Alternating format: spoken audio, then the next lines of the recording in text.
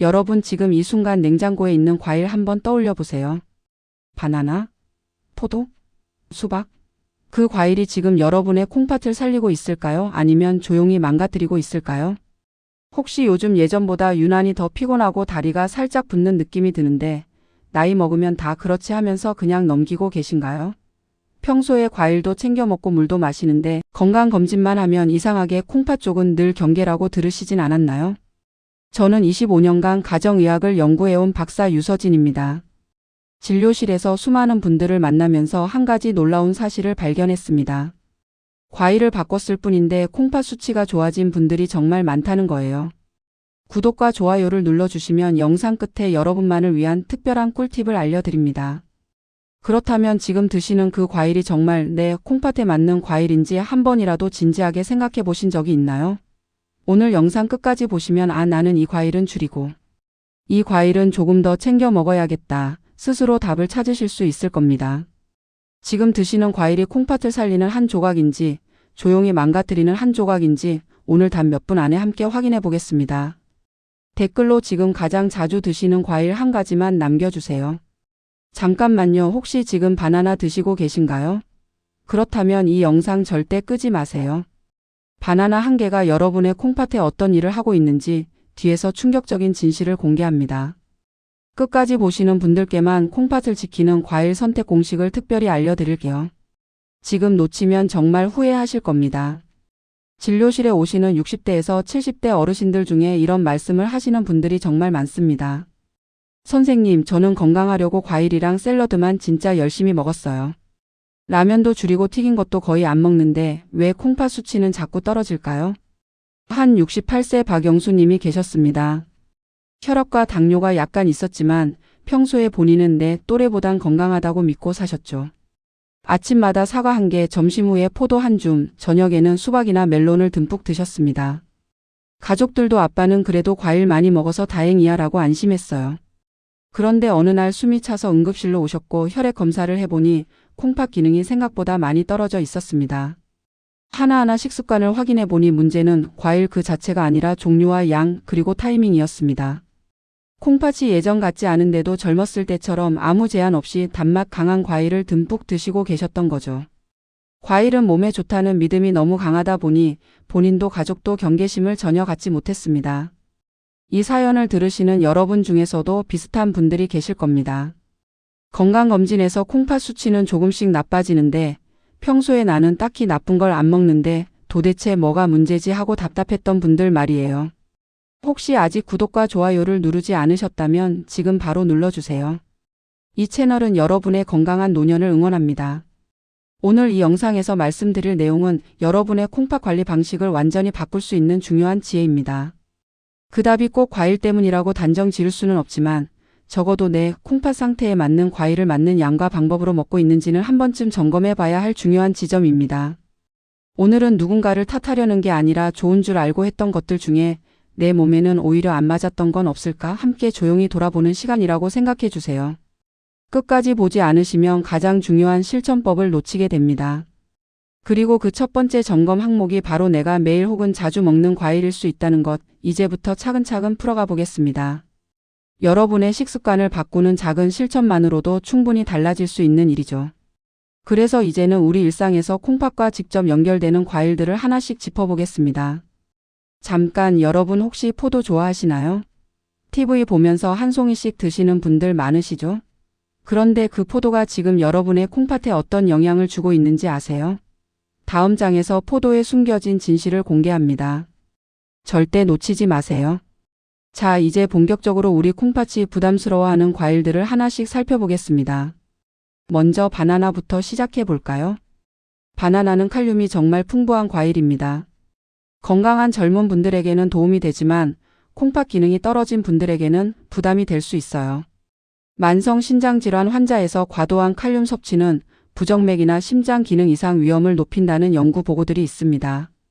제가 진료실에서 콩팥 환자분들께 칼륨이 높은 과일은 조심하라고 말씀드리는 이유가 바로 여기에 있어요. 평소 아침마다 바나나 한두 개를 스무디로 드시던 70세 김순자님이 계셨습니다. 콩팥 수치 악화 후에 섭취량과 횟수를 조절하면서 혈중 칼륨 수치가 안정된 케이스가 있었어요. 콩팥 기능이 정상이거나 젊은 분들은 하루 한 개 정도는 큰 문제가 없을 가능성이 큽니다.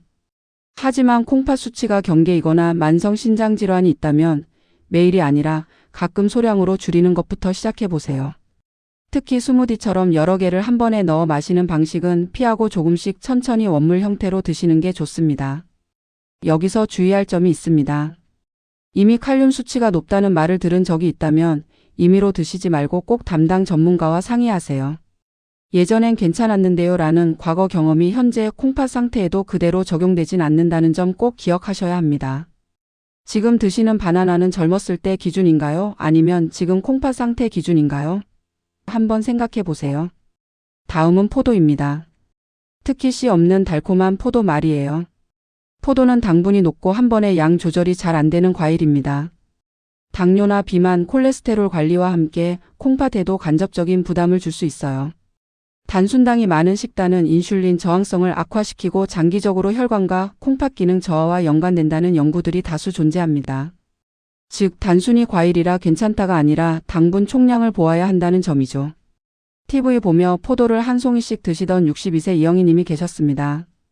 저는 밥은 조금 먹고 과일로 때워요라고 말씀하셨지만 실제로는 밥과 과일을 모두 섭취하는 패턴이었어요. 식단 조절 후 체중과 혈당, 콩팥 수치가 함께 개선됐습니다. 포도는 식후 디저트로 10알에서 15알 정도를 한 번 기준으로 삶고 접시나 작은 그릇에 미리 덜어서 드세요. 봉지째, 송이째 드시는 습관을 끊는 것만으로도 당분 과잉 섭취를 크게 줄일 수 있습니다. 오늘은 밥 대신 과일만 먹었어라고 생각하지만 실제로는 밥과 간식과 과일을 모두 챙겨 먹었는지 되돌아보세요. 당뇨나 콩팥 질환이 있다면 포도나 감 같은 고당도 과일의 빈도를 조절하는 것이 핵심입니다. 포도 혹은 비슷하게 한 번에 많이 먹게 되는 과일이 나한테도 있지는 않은가요? 이제 수박과 멜론류를 살펴볼까요? 수분과 당분이 함께 많은 과일입니다.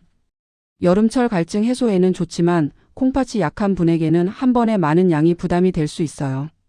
과도한 수분과 당분 섭취는 부종과 혈압, 혈당 변동을 키워 콩팥에 간접적 스트레스를 줄 수 있다는 보고들이 있습니다.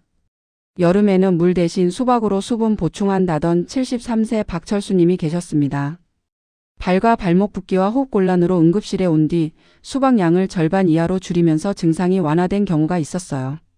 큰 그릇을 사용하기보다 작은 접시에 잘라 담아 한 접시를 1회 기준으로 인식하세요. 특히 저녁 늦은 시간보다는 낮 시간대에 소량 섭취하는 쪽이 콩팥과 부종 관리 측면에서 유리합니다. 이미 다리나 발이 자주 붓거나 숨이 찬 느낌이 있는데도 수박이나 멜론을 물처럼 마시는 건 피해야 합니다. 이뇨제를 복용 중이라면 여름철 수분과 수박 섭취량은 꼭 담당 전문가와 논의하세요. 내가 수분 보충이라고 믿고 먹는 과일이 혹시 콩팥에는 과부하가 되고 있지는 않을까요? 한번 생각해 보시기 바랍니다. 반대로 콩팥에 비교적 부담이 덜한 과일도 있습니다. 블루베리나 사과, 소량 같은 과일들이죠. 과당과 칼륨이 상대적으로 낮고 섬유질과 항산화 성분이 풍부한 과일들은 양을 지키는 조건 하에 콩팥 건강에 비교적 우호적일 수 있어요. 일부 연구에서 베리류인 블루베리나 딸기 등은 항산화와 항염 효과로 심혈관과 대사 질환 위험 감소에 도움을 줄 수 있다고 보고됐습니다. 이는 장기적으로 콩팥 보호에도 긍정적 가능성을 시사하죠. 단맛 강한 과일 위주에서 하루 한 번 작은 사과 반 개 혹은 블루베리 한 줌 정도로 바꾼 뒤 체중과 혈당, 혈압이 안정되면서 콩팥 수치도 더 나빠지지 않고 유지된 환자분들이 계셨습니다. 과일을 끊으라가 아니라 단맛 강한 과일에서 베리류나 사과, 배 소량 등으로 주력 과일을 바꾸는 전략을 써보세요. 접시 기준으로 소량 담고 하루 한두 회 이내에서 규칙적으로 드시면 됩니다. 어떤 과일이든 무제한은 없습니다. 건강한 과일도 과하면 콩팥과 혈당, 체중에 부담이 됩니다. 자신에게 맞는 정확한 양과 종류는 주치의나 영양 전문가와 상의해 개인화하는 것이 가장 안전해요. 나는 지금 나에게 맞는 과일을 선택해서 먹고 있나요? 아니면 그냥 좋아하는 것만 먹고 있나요? 이제 우리가 알아야 할 더 중요한 원칙들을 살펴보겠습니다. 잠깐만요. 여러분 혹시 지금까지 들으신 내용만으로도 충분하다고 생각하시나요? 아닙니다. 다음 장에서 공개될 콩팥 관리의 핵심 원칙을 모르시면 지금까지 들으신 모든 내용이 무용지물이 될 수 있습니다. 마지막에 나올 단 하나의 습관이 모든 것을 바꿀 수 있어요. 절대 놓치지 마세요. 이제 과일을 넘어서 콩팥을 지키기 위해 꼭 알아야 할 원칙들을 말씀드리겠습니다. 첫 번째로 이해하셔야 할 건 콩팥은 정수기 필터와 같다는 점입니다. 콩팥은 노폐물과 수분, 전해질인 나트륨이나 칼륨 등을 조절하는 정수기 필터와 비슷한 역할을 합니다. 나이가 들수록 이 필터의 효율이 자연스럽게 떨어져요. 예전에는 괜찮았는데라는 경험이 지금의 콩팥에도 그대로 적용된다고 착각하지 마세요. 정기적인 혈액 검사와 소변 검사로 자신의 필터 상태를 파악하고 그에 맞춰 음식과 과일 선택 기준을 업데이트하셔야 합니다. 지금 내 콩팥은 몇 년 된 정수기 필터 정도라고 생각하시나요? 두 번째 원칙입니다. 좋은 음식이 항상 나에게 좋은 음식은 아니라는 점이에요. 같은 음식이라도 콩팥과 간, 심장 상태에 따라 반응이 전혀 다를 수 있습니다. 건강 정보는 항상 나에게 적용하면 어떨까를 한 번 더 생각해야 해요. 방송이나 인터넷에서 본 기적의 건강식을 내 병력과 약물 정보 없이 그대로 따라하는 것은 위험합니다. 새로운 음식이나 건강법을 시도할 때는 최소 2주에서 한 달 정도 검사 결과와 몸 상태의 변화를 함께 관찰하세요. 요즘 따라하고 있는 건강 습관 중에 내 검사 결과와 함께 확인해 본 적이 있는 게 있을까요? 세 번째는 양과 빈도가 핵심이라는 점입니다. 바나나나 포도, 수박이 무조건 나쁘다기보다 얼마나 자주 얼마나 많이 먹느냐가 훨씬 중요해요. 하루에 여러 종류 과일을 조금씩 먹는다고 생각하지만 합쳐보면 2인분에서 3인분이 되는 경우가 많습니다. 과일 접시 크기를 줄이고 하루 총 과일 양을 사진으로 찍어 기록해 보는 것부터 시작해 보세요. 어제 하루 동안 실제로 먹은 과일의 총량을 눈 감고 떠올려 보실 수 있나요? 네 번째 원칙입니다. 다른 질환인 당뇨나 혈압과 콩팥은 서로 연결돼 있다는 점이에요. 고혈압과 당뇨는 콩팥을 망가뜨리는 대표적인 원인입니다. 혈당과 혈압 관리가 사실상 콩팥 관리이기도 해요. 당뇨는 약으로만, 콩팥은 나중에 따로 생각하면 이미 콩팥 손상이 진행된 뒤에야 문제를 발견하기 쉽습니다. 혈당과 혈압이 올라갈 만한 식습관인 단, 과일이나 짠 음식을 함께 조절하는 통합적인 접근을 시도해 보세요. 나는 당뇨나 혈압 약은 열심히 먹으면서 음식 쪽에서 콩팥을 도와주고 있나요? 아니면 방해하고 있나요? 마지막 다섯 번째 원칙입니다. 과일을 끊으라가 아니라 과일을 설계하라는 점이에요. 과일은 비타민과 섬유질, 항산화 물질의 좋은 공급원입니다. 문제는 무계획한 과잉일 뿐 과일 그 자체가 악은 아니에요. 극단적으로 이제 과일은 아예 안 먹어야겠다로 가면 오히려 다른 영양소 부족이나 간식 폭식으로 이어질 수 있습니다. 나만의 과일 계획표를 만들어 보세요. 주력 과일로 주로 먹을 것, 제한 과일로 가끔 소량만, 피해야 할 상황으로 검사 수치 나쁠 때나 붓기 심할 때를 간단히 정리해 두시면 됩니다. 오늘 영상이 끝날 때 나만의 과일 설계도를 한 장 그려볼 준비가 되셨나요? 이제 마무리로 넘어가겠습니다. 여러분, 지금까지 정말 중요한 내용들을 들으셨습니다. 하지만 마지막 장을 놓치시면 오늘 배운 모든 것을 실천하지 못하실 수도 있어요. 다음 장에서 오늘 당장 실천할 수 있는 단 하나의 방법을 알려드립니다. 이것만 기억하셔도 콩팥이 달라집니다. 끝까지 집중해 주세요. 오늘 제가 드린 말씀을 한 줄로 정리하면 이렇습니다. 과일이 문제가 아니라 콩팥 상태에 맞지 않는 과일 선택이 문제다. 혹시 지금까지는 과일은 무조건 좋은 거니까 많이 먹어도 괜찮겠지라고 믿어오셨다면 오늘을 기준으로 그 생각을 한 번만 조용히 내려놓고 이제는 내 콩팥 기준으로 과일을 골라야겠다는 새로운 기준을 세워보셨으면 좋겠습니다. 잘못 관리했을 때는 어떻게 될까요? 콩팥 기능이 계속 떨어지면 투석이나 이식까지 고려해야 하는 상황이 올 수 있습니다. 피로감과 부종, 호흡곤란이 일상이 되고 삶의 질이 급격히 떨어지죠. 반대로 제대로 관리했을 때는 어떨까요? 콩팥 수치가 안정되고 피로감이 줄어들며 다리 붓기도 개선됩니다. 혈압과 혈당도 함께 좋아지면서 전반적인 건강 상태가 달라지는 걸 느끼실 수 있어요. 지금 이 순간에도 누군가는 같은 나이인데 콩팥 나이가 10년 더 젊게 유지되고 있고 누군가는 조용히 나빠지는 줄도 모르고 과일을 건강식이라고 믿으며 먹고 있습니다. 여러분은 어느 쪽을 선택하고 싶으신가요? 오늘 당장 실천할 수 있는 단 하나를 말씀드리겠습니다.